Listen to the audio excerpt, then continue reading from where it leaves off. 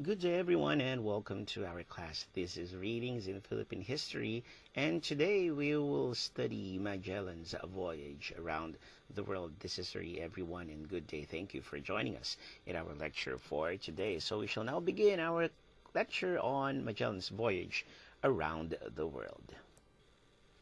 Now, here are our objectives for this lesson. We will examine the events that transpired when Magellan reached the Philippines in 1521 and also analyze the author's perspective and context in writing the account of Magellan's voyage. Now, the author of which is known as Antonio Pigafetta, who studied geography, astronomy, and cartography. He was admitted as one of the sobresalientes to join Magellan's voyage for adventure and advancement of military service. So from here we know that Antonio Pigafetta was indeed an excellent student, and he was among the 18 survivors who returned to Spain aboard the Victoria ship. Now, this is the book of Antonio Pigafetta, Magellan's Voyage Around the World. This was a formal account of Magellan's expedition from 1519 to 1522. This is considered as the longest and most comprehensive of the known primary sources of Magellan's expedition, and these contributed immensely to the enrichment of Philippine historiography. The information here were gathered with the help of Enrique de Malacca, who was Magellan's slave slash interpreter. So this on your screen is the cover of the book by Antonio Pigafetta entitled Magellan's Voyage Around the World.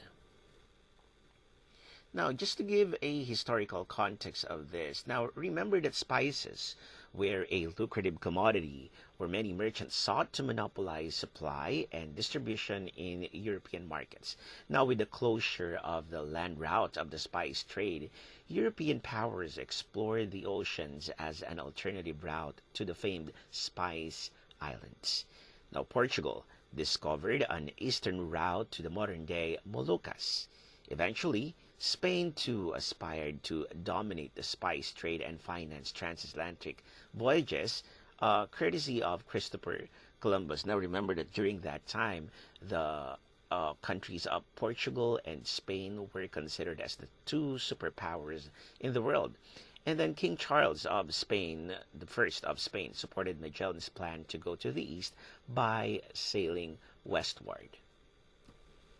Now, about Magellan, from the Pangkayong Pananaw perspective, he is considered as the discoverer of the Philippines. He's not a Spanish. He's actually a Portuguese who defected to Spain after a disagreement with the King of Portugal. Back in early 1500s, there was a great rivalry between Spain and Portugal. As I said a while ago, these two countries were considered as the superpowers at that time. Now, he was already in Southeast Asia 10 years before he even reached the Philippines. That was Magellan. And he was in Malacca, which is the present-day Malaysia, in 1511. And he conquered Malacca and the spice market for Portugal. Now, on your screen, also on your right, you will see here the map of the Strait of Malacca. Now, let's look at the historical context before he reached the Philippines. He spent a lot of time in South America sailing aimlessly while trying to discover a passageway to the Moluccas.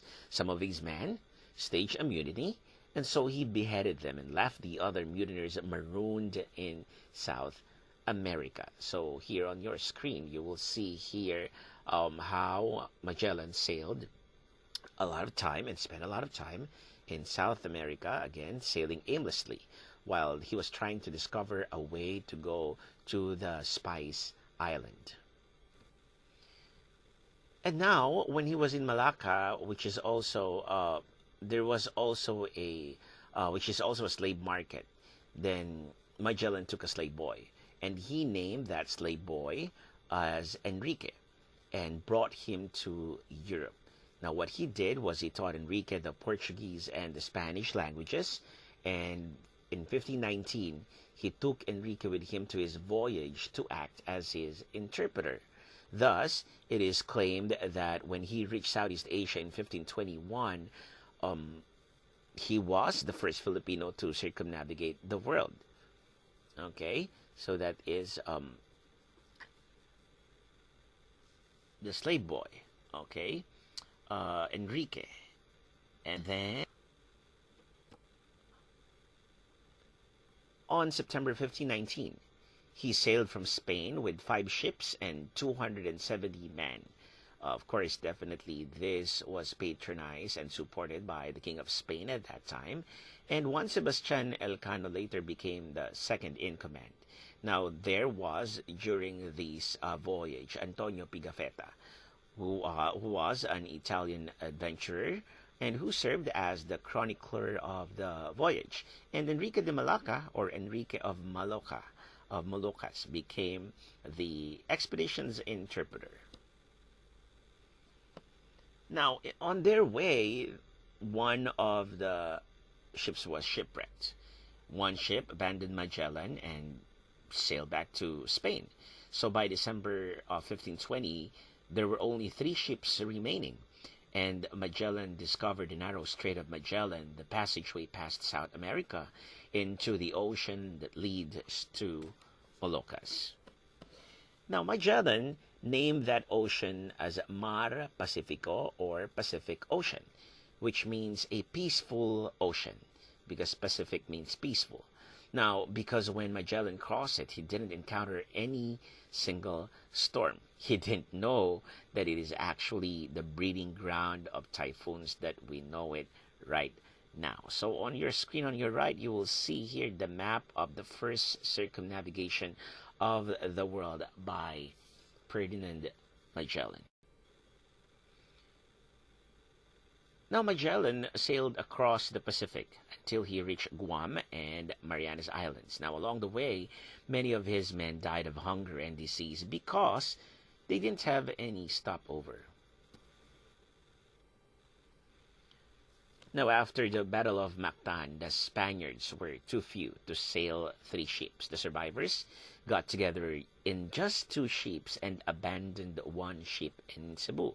They burned it so the natives would not be able to use it. Okay, but they were able to settle in Mactan. Of course, definitely, you know that the Battle of Mactan happened during that history. And now the two remaining ships tried to sail back home to Spain. 1 ship sailed back to the direction where they came from, back to the Pacific. This was intercepted by the Portuguese, who were traveling and patrolling the waters near the Moluccas, and the crew were imprisoned in Moluccas. Now the other ship sailed westward. The ship was able to reach Spain in 1522, and out of the original 270 men, only 18 arrived back in Spain. Well, we know Magellan was not able to go back. Okay, and Elcano and Pigafetta were among those who arrived back in Spain. And that wraps up our discussion on Magellan's voyage around the world. Thank you for joining our brief lecture today, and this is Readings in Philippine History. This has been Sir E, your instructor for this course. Stay safe, stay sane, and stay strong, everybody. Until we see each other again, God bless us all.